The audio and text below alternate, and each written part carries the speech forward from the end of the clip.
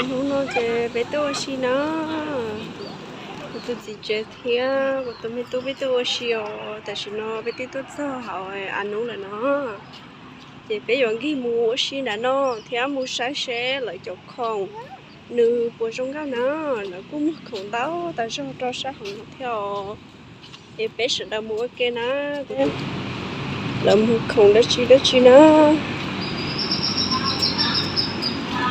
làm một khối rong cao tại sao một bữa chả bữa giả nó mua sao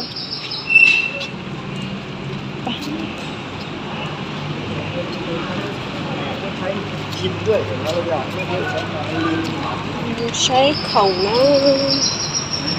sấy cho cái từ từ bỏ lại cho nó là chỉ tiện đó giống cao tài nó cấp bò nó cấp bò giống cấp khổ giống cao tài giống sẽ bị là cũng khổ sao cho nó cho nó sẽ có thể sẽ đất chi khủng cao nữa thì mìnhจะkhủng mình chỉ báo là tê khủng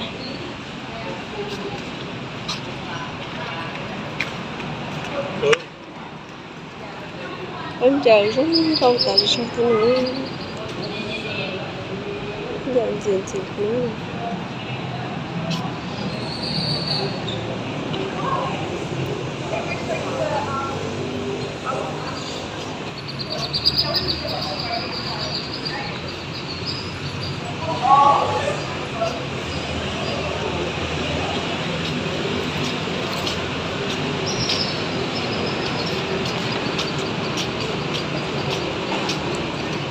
hả? Xem nó còn à? Chắc đây cái chuyện này nhỏ là chắc tới rồi. Ô chơi cho nó bỏ họ. Cho mà nhớ cho nó xem nên là. Kỳ ơi. To nữa. Với số 1 với là đây mà kêu là chắc vẫn chỉ xây gì không? Mình nhầm muốn trong chai à? Nhớ nó thôi, có vụ cho một xíu đi chờ. Để cho một cái sai hết.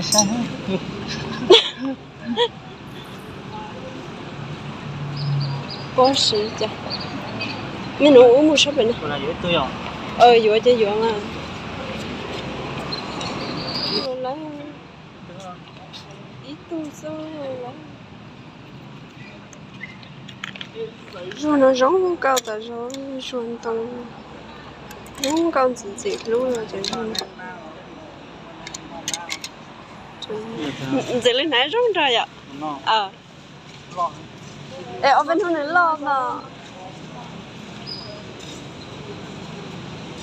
Rong cao rong trào. Chỉ bao nữa. Chủ à? Cần. Sáng đến nó là rong cao thì tiêu đi theo.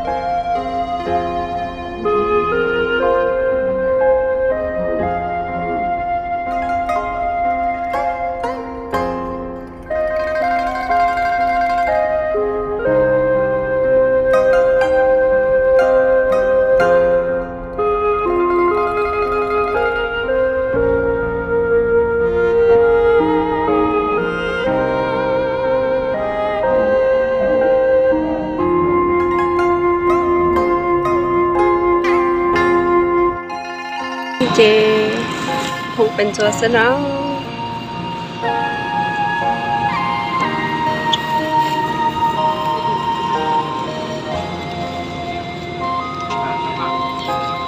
就是到太中高你说中高แล้วเนาะนี่ยกตัวไม่ตู้นะกูตัวไม่ตู้มาเขียนยังชับลาลิเทียนี่สามูชิเจนี่เตะสนะ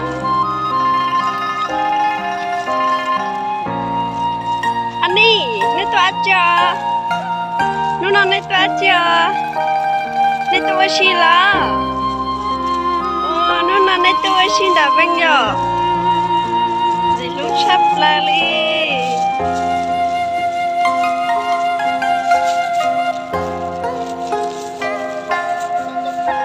ก็โอชิจิลุชับลาลีอ่ะ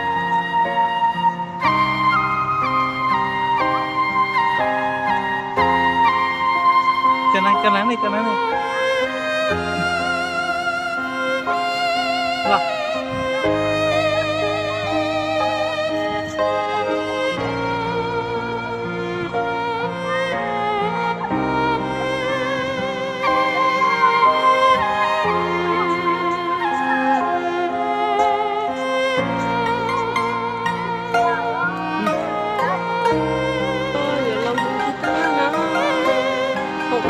chơi chơi tông mình luôn hả chơi tao thì tia leo đến chúng rồi lên luôn nữa dây đồ chế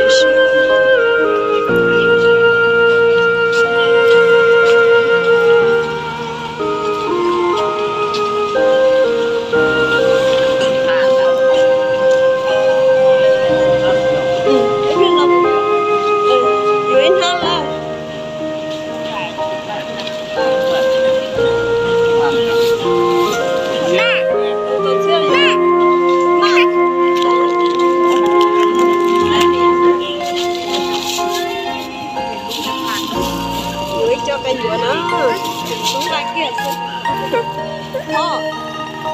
sau này cho mua chua rồi sau này cho mua chua ôi giờ có nồng nó khá là tiêu con giờ có nồng nó khá à những cái sấy không sấy khán giả là dùng lá hoa nhà của nó sáng họ sẽ tôi ở sang cho nó nên rồi hả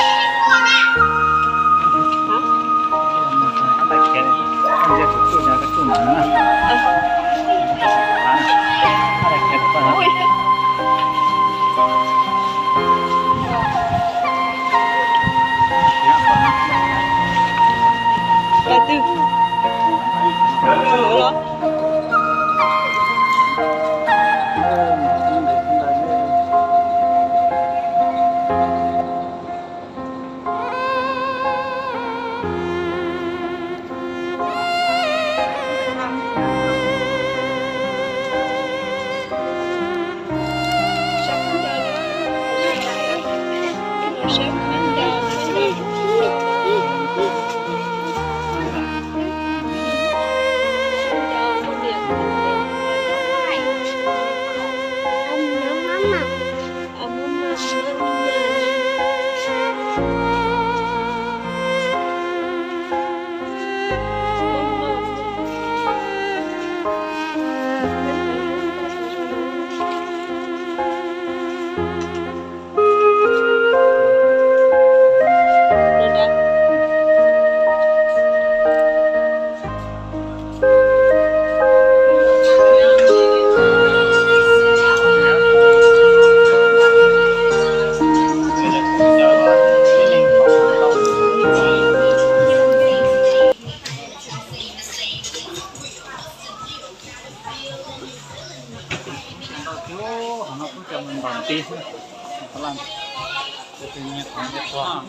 tụi nó sẽ theo bé muốn cái xác cũng không có tiêu không đủ xe có một tàu xong không không liệt diễn nên là không cao nữa cơ mà ngàn là lần trước lại làm mất cái không có tiêu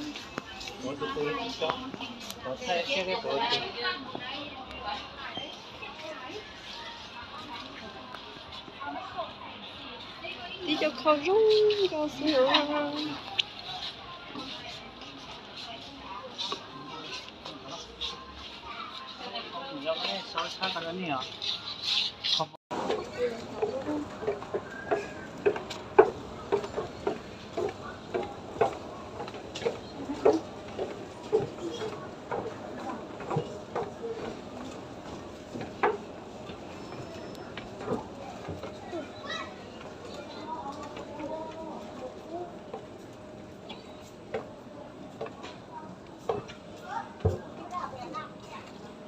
chị có thể India ủa chỗ bà tới mà không có kia liệu đúng câu tại nó tại cô kia